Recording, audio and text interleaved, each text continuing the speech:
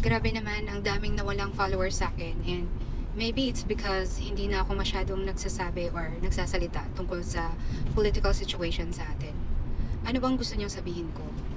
Kahit na tinatanong niyo nga ako kung ano yung opinion ko ngayon sa nangyayaring alitan ng mga Duterte supporters, ano bang gusto niyong marinig sa akin? Disappointment? Shame? Embarrassment? Sobrang nakakahiya talaga ang mga nangyayari ngayon sa social media.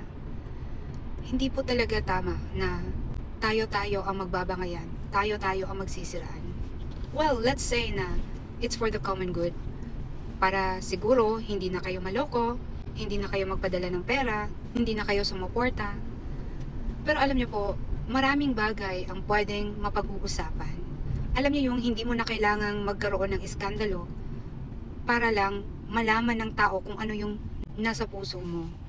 Pwede mo namang kausapin muna yung tao, alamin mo muna kung totoo ba o hindi. Di po ba? Kasi ang nasasaktan naman lagi si Tatay Digong. Alam niyo, bilib nga ako sa mga supporters ni Tatay Digong na naging famous tapos kumikita pa ng pera. Kasi alam niyo po, honestly, mula nung sumuporta ako kay FPRRD noong 2015, nawalan talaga ako ng extra. Kasi nahihirapan ako magbenta, nahihirapan ako mag-promote ng mga bagay-bagay kasi ayaw kong isipin ng mga sumuporta sa akin na ginagamit ko yung pangalan ni FPRRD para lang kumita ako. Alam mo yun, ang tawag dyan, delikadesa. Ayaw kunwari natin sa korupsyon, pero anong ginagawa ng mga supporters ngayon? Diba ang daming kumikita naman dyan?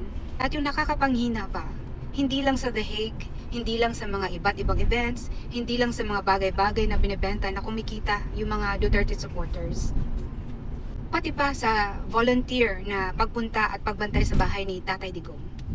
Alam niyo po, that's the recent trending videos ngayon Sinasabihan yung mga OFW na wag munang magpadala ng mga suporta sa mga vloggers na pumupunta sa bahay ni Tatay Digong. And you know why? Kasi nga, hindi lahat merong sense of accountability. Okay sana na talagang transparent yung liquidation ng pera para masabi natin na hindi nyo talaga pinagkakakitaan si FPRRD. Nakakulong na nga yung tao, malayo sa pamilya, hirap pang makalabas, tapos heto yung mga taong abusado, ginagamit yung pangalan ni Tatay Digong para kumita ng pera. Syempre masakit yun. Gaya nga ng sinabi ni Tatay Digong, hindi naman siya kumikita dyan. Kaya ang hirap magsalita. Kasi alam mo, sasabihin ng mga tao dyan na nagmamagaling ka, na kunwari, ikaw lang yung tama. Hindi natin pinag-uusapan kung sino ang tama dito. Ang punto dito, kung tama pa ba yung ginagawa ninyong suporta kay Tatay Digong. Dapat isipin nyo muna kung ikakabuti ba yung mga sinasabi ninyo sa social media. Alam mo, itong ganitong mga awayan, nangyari na to noon Kaya nga may isang Duterte supporter na gumawa ng napakagandang kanta para sa mga supporters ni Tatay Digong para magkaisa tayo at hindi na tayo mag-away-away. Lagi ko nang sinasabi noon pa na meron talagang mga traidor na umaaligid kay Tatay Digong. Pero dapat nating isipin na hindi kailangang gumawa ng iskandalo sa social media. Kasi lahat ng mga ginagawa natin pupunta at apektado si FPRRD. So ano ba yung dapat gawin?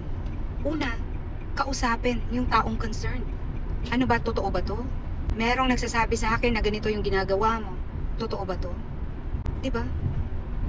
Hindi yung kino-content agad sa social media tapos anong nangyari?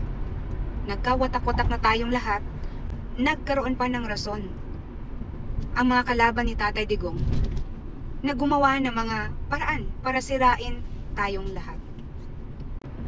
Ano ngayon ang gagawin ninyong lahat? Lahat na nag-iingay sa social media, mababawi pa ba ninyo ang reputasyon ninyo? Ang reputasyon ni Tatay Digong? Hindi na. Hindi nyo lang sinisira yung sarili nyo, sinisira nyo pa yung pagkatao ni FPRRD. So you ask me what I think about the situation right now? Ang pangit, disappointed ako at nahihiya ako.